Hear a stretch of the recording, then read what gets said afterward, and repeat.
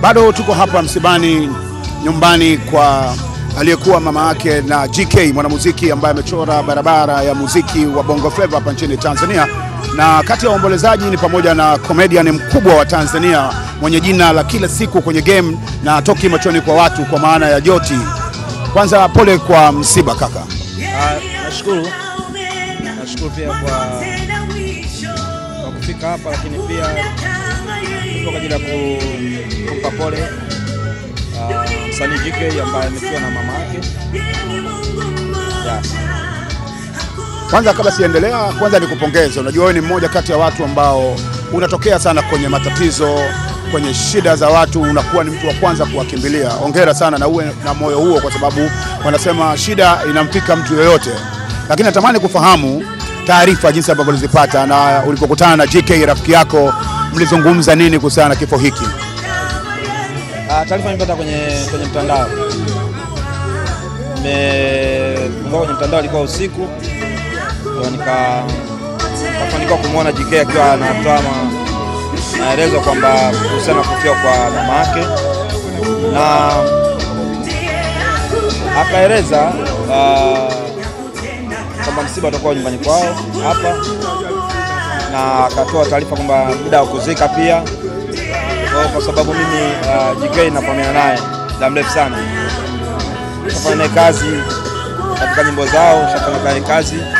Kwa ni mtu ambaye tumetoka naye mbali sana.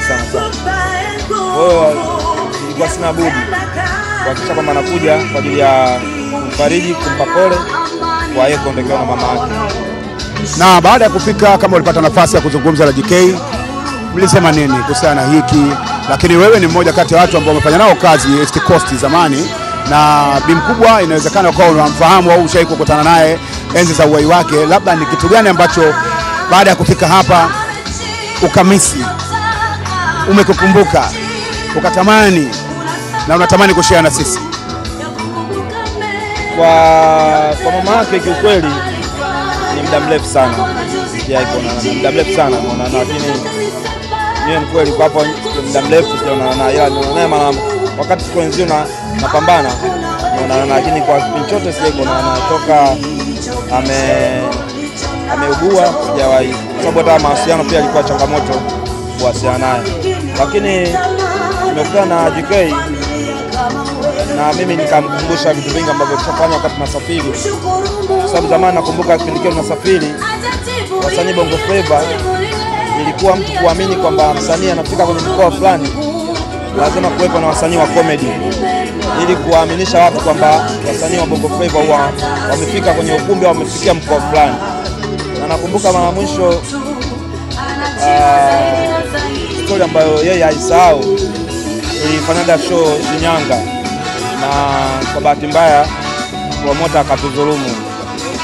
Kwa hiyo kwenye ile situation ilikuwa wote, kwa mimi Mpoki pamoja na East Coast. Nakumbuka yule promoter, nakumbuka alikuwa ni GK, alimkola simu, akamwambia ukipata hela yetu kija Dar es Salaam tutakurudishia simu yako. Kwa hiyo nilimkumbusha pia akacheka sana. Kwa hiyo muda mrefu sana. Na unakumbuka hiyo simu GK alifanya nini au promoter alileta hela?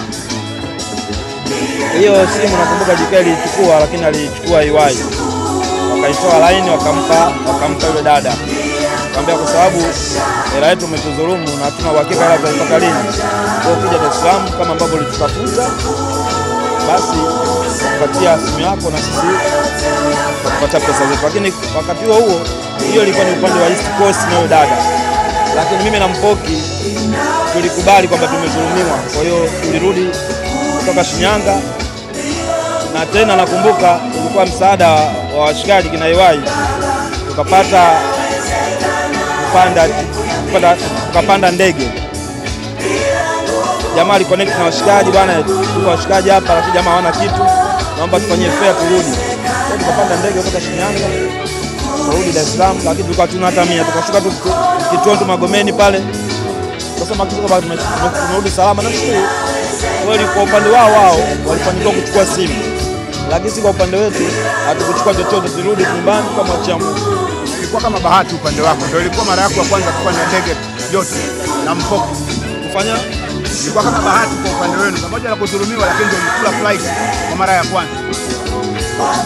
nakumbuka, hapana, ilikuwa kama mara pili, sababu hapa nyuma tushapanda ndege. Ndio nakumbuka tuenda Mtwara kupanda ndege, lakini hiyo ilikuwa ni mara ya pili.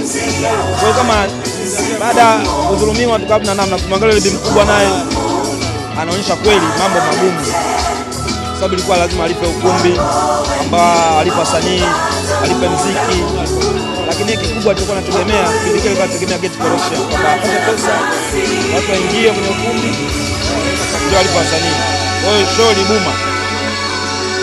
Kwa hiyo tulipopanda ndege simu yote ikaiko mepesi, tukamwambia Mungu asante, tukarudi. Bwana Yesu asifiwe. Pole sana. Asante. Hebu tumpigie Mungu makofi kwa burudani. Mungu ametuchangamsha. Tumeanza kuwa na matumaini, mchana unakuwa mwema tunapoona kuna matumaini kama ambayo tunasikia. Mungu abariki na kwa. Kuna vitu ambavyo Mwenyezi Mungu huwa amevishika yeye mwenyewe, na tujui kama angekuwa navyo hivyo vitu mwanadamu ingekuwaje. Kitu kama kifo Mungu ameshika mwenyewe, anajua kwamba siku gani nitamchukua mja wangu ambaye nimemleta hapa duniani. Kila pili Mungu kitu kingine ambacho amekishika ni riziki. Mungu ameshika riziki mwenyewe.